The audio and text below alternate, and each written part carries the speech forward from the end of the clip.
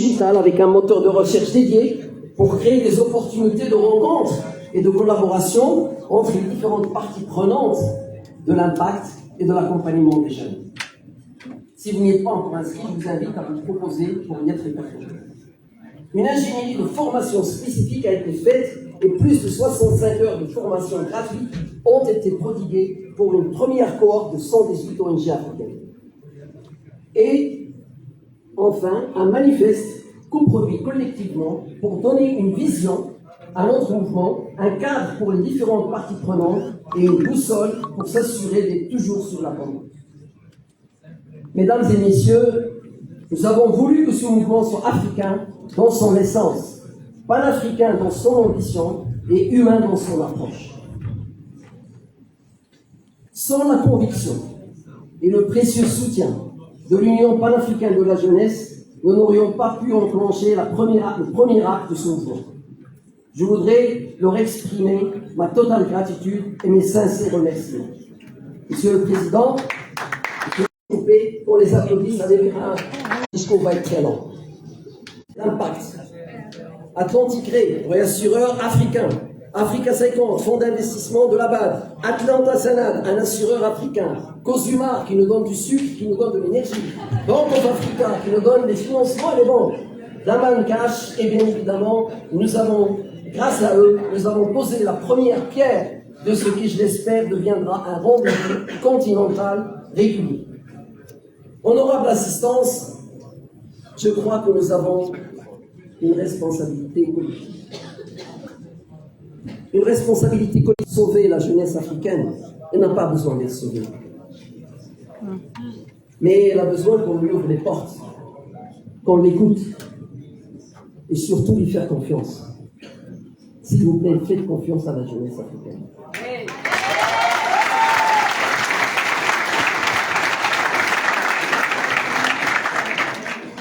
Je propose que nous sortions de ce sommet avec 3 engagements clairs que nous devons pour notre jeunesse.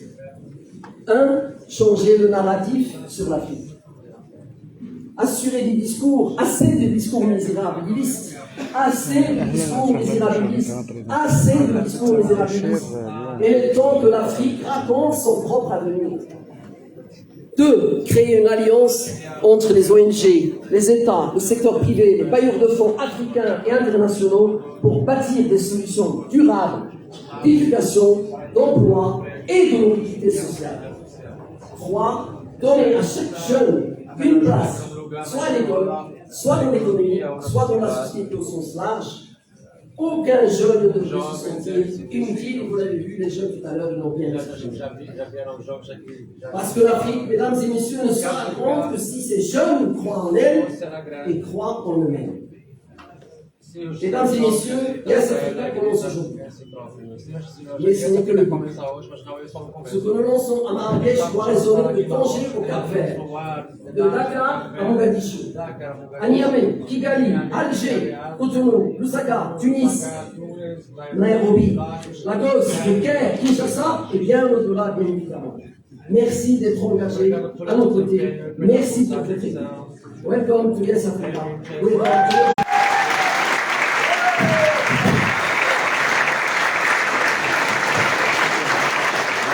Merci, Monsieur le Président, pour ce discours inspirant. Nous avons pris note de l'engagement que vous demandez en tant que jeune. À présent, j'invite Monsieur...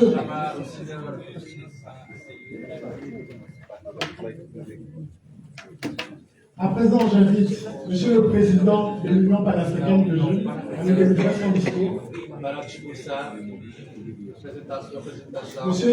Monsieur Diala.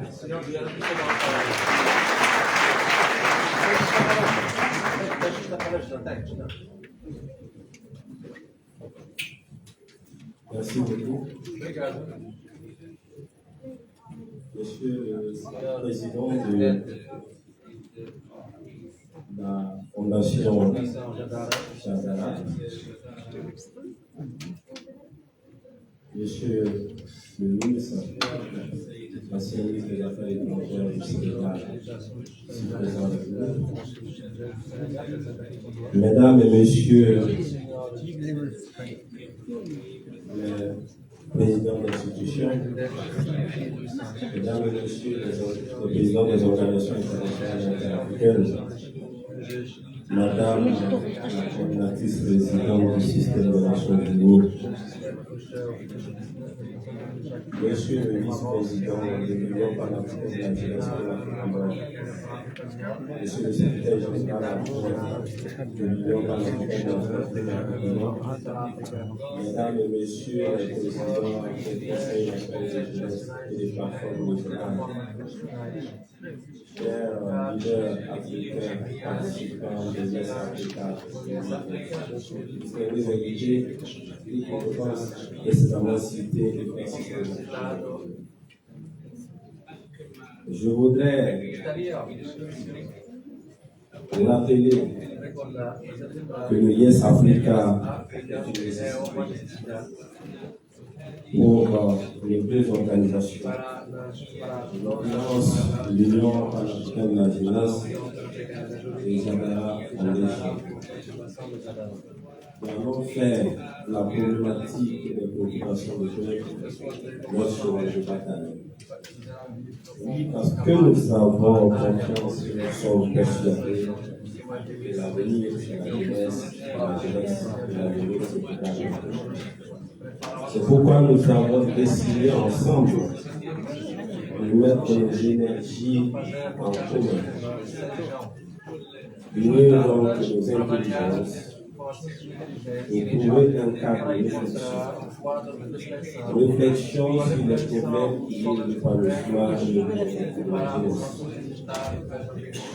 Réflexion autour des problèmes qui empêchent le développement de notre continent et de notre pays.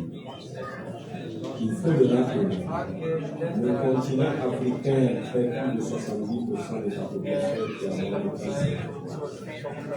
Investir à la jeunesse, c'est investir à l'avenir. Le potentiel de notre continent, c'est sa jeunesse.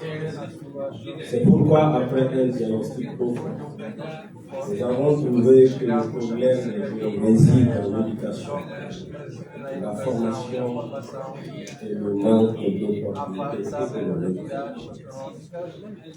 Ainsi donc, nous avons décidé de lancer cette première édition de Yes Africa.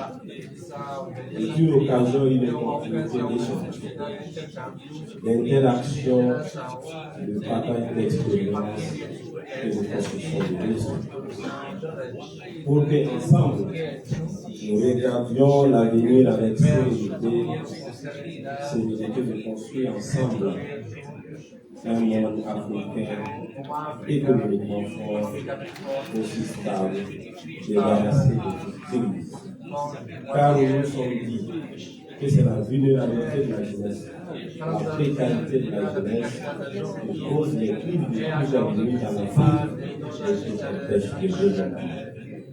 Mesdames et messieurs, distingués invités, notre rôle en tant qu'acteurs de changement, en tant qu'accompagnant donc à relever les défis de notre continent, n'est plus à démontrer.